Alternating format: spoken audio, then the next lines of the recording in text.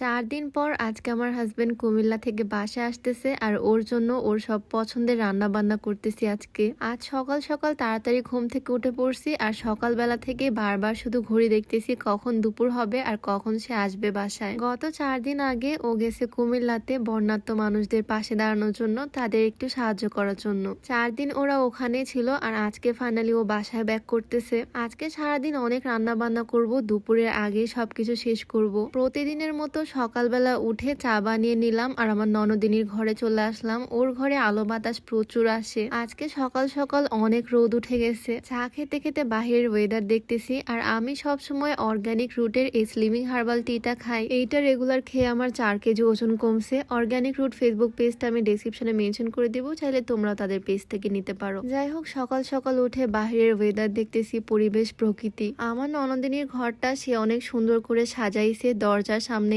শামুকের জিনিসগুলো লাগাইছে যেগুলো ও আনছিল কক্সবাজার থেকে। মাঝে মাঝে যখন মনটা খারাপ হয়ে যায় তখন মন চায় আবারও একবার সমুদ্র দেখে আসি, কিন্তু কি আর করার, দেশের যে একটা অবস্থা, কবে যে দেশে শান্তি ফিরে আসবে আল্লাহ ভালো জানে। আমার হাজবেন্ড কুমিল্লাতে ছিল প্রায় 4 দিন। ও নিজের চোখে দেখছে ওখানকার মানুষ বন্যায় কি পরিমাণে কষ্ট করতেছে। আর সত্যি বলতে গতকাল থেকে আমি খুবই টেনশনে ছিলাম যখন শুনলাম উত্তরবঙ্গেও বন্যা হওয়ার আশঙ্কা আছে। বাট আলহামদুলিল্লাহ এখন পর্যন্ত আমরা সেফ আছি, এদিকে কোনো রকমের সমস্যাই হয়নি। আল্লাহর কাছে লাখ লাখ শুক্রিয়া, আমরা এখনো ভালো আছি। আরেকটা কথা না বললেই না, আমার হাজবেন্ড গেছে কুমিল্লাতে একটা টিম নিয়ে। অনেকেই হয়তো মনে করতেছে ওরা নগদ বিকাশের মাধ্যমে টাকা উঠিয়ে তারপর গেছে। বিষয়টা কিন্তু একদমই তা না। ওরা সবাই নিজেদের টাকা খরচ করে ওখানে গেছে, নিজেদের টাকা খরচ করে ত্রাণ বিতরণ করছে। নিজেদের যেটুকু সামর্থ্য হয়েছে তা দিয়ে ওরা চেষ্টা করছে মানুষের পাশে দাঁড়ানোর। এই সময়ে অনেকেই 50,000 টাকা ফান্ড কালেক্ট করতেছে, সেখানে 30,000 টাকা ট্রাক ভাড়া দিচ্ছে আর 20,000 টাকা ত্রাণ বিতরণ করতেছে।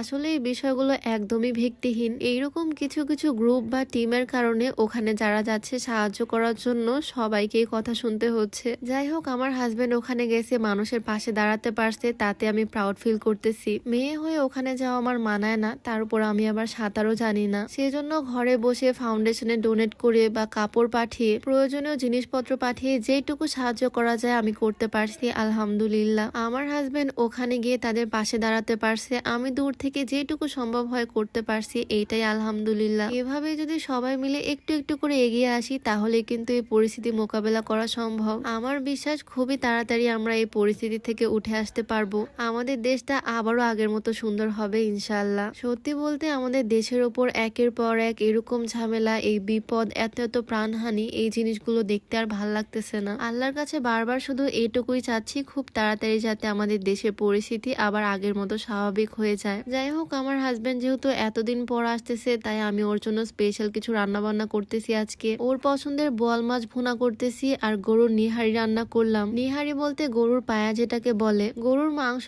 চাইতেও গরুর ভুঁড়ি, নিহারি এই জিনিসগুলো খেতে আমার হাজবেন্ড বেশি পছন্দ করে। সেজন্যই দুপুরের আগে সবকিছু রান্না বান্না করে রাখতেছি। আর এই লাউটাও আজকে রান্না করব। লাউ আমার অনেক পছন্দের একটা সবজি আর লাউ খাওয়াও কিন্তু স্বাস্থ্যের পক্ষে অনেক ভালো। মাছ দিয়ে লাউ রান্না হবে আজকে বাসায়। আর সব তরকারি মোটামুটি রান্না করা শেষ করে পায়েস রান্না করব এখন। ওর আরেকটা পছন্দের খাবার হচ্ছে এই পায়েস। বাসায় গরুর দুধ ছিল না তাই গুঁড়া দুধ দিয়ে রান্না করতেছি। গুঁড়া দুধ দিয়েও কিন্তু বেশ মজা হয় পায়েস খেতে। আগে পানি গরম করে তার মধ্যে দুধটা জাল করে নিলাম, ধুয়ে রাখা চাল দিয়ে দিলাম, গরম মশলা দিয়ে দিছি আর কিছুক্ষণ নাড়াচাড়া করে এর মধ্যে দিয়ে দিচ্ছি চিনি। পায়েস রান্না করা কিন্তু বেশ ইজি, তবে খেতে দারুণ মজা। দুপুরের আগে অলমোস্ট আমার সবকিছু রান্না বান্না করা শেষ আর ঠিক 12টার দিকে আমার হাজবেন্ড চলে আসলো। প্রায় 8 ঘন্টা জার্নি করে সে তো ফুল টায়ার্ড। এখন আস্তে আস্তে ওর সব এক্সপিরিয়েন্সের গল্প শুনবো। এতদিন মনে হচ্ছিল বাড়িটা একদম ফাঁকা ফাঁকা, আর এখন সে চলেও আসছে। এখন আমার সব কাজে সে হেল্প করবে, সবসময় একসাথেই থাকি আমরা। যাই হোক, ও সুস্থ মতো বাসায় ফিরতে পারছে, এটাই আলহামদুলিল্লাহ। তো যাই হোক, সবাই ভালো থাকো, সুস্থ থাকো, সাবধানে থাকো। সবাইকে আল্লাহ হাফিজ।